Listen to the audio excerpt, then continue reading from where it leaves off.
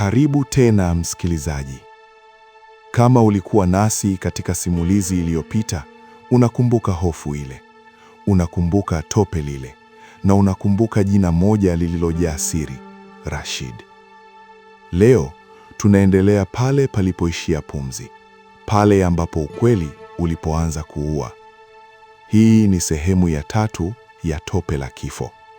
Mimi ni msimuliaji wako Martin Shemboza. Ninapatikana kwa namba 0621500327. Tegesha sikio lako, safari inaendelea.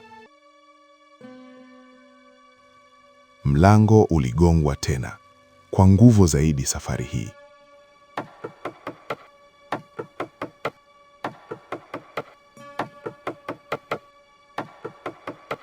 Rashid, nje ya mlango.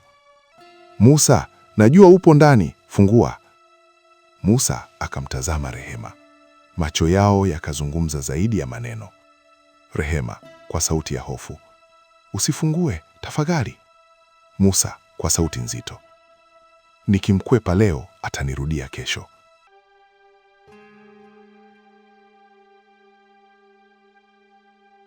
Musa akapiga hatua kuelekea mlangoni, mikono yake ikitetemeka.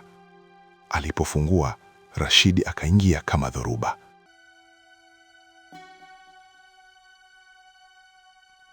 Umenifanya nionekane mjinga, Musa. Musa, ulinidanganya Rashid, ulinileta kwenye kifo. Rashid akacheka kwa dharau. Rashid, urafiki ni wa maskini, sisi tuko kwenye biashara.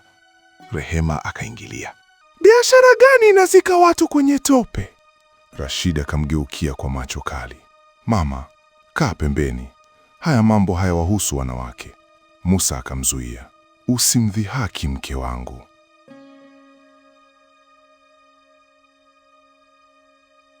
Rashid akapiga hatua nyuma, akatikisa kichwa. Nilijua siku moja utanigeuka.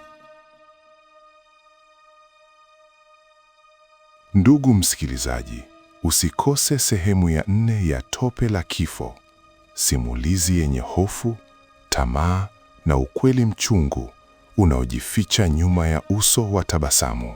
Hii si hadithi ya kubuniwa kabisa. Ni hadithi inayoweza kutokea mahali popote, kijijini au mjini, usiku au mchana.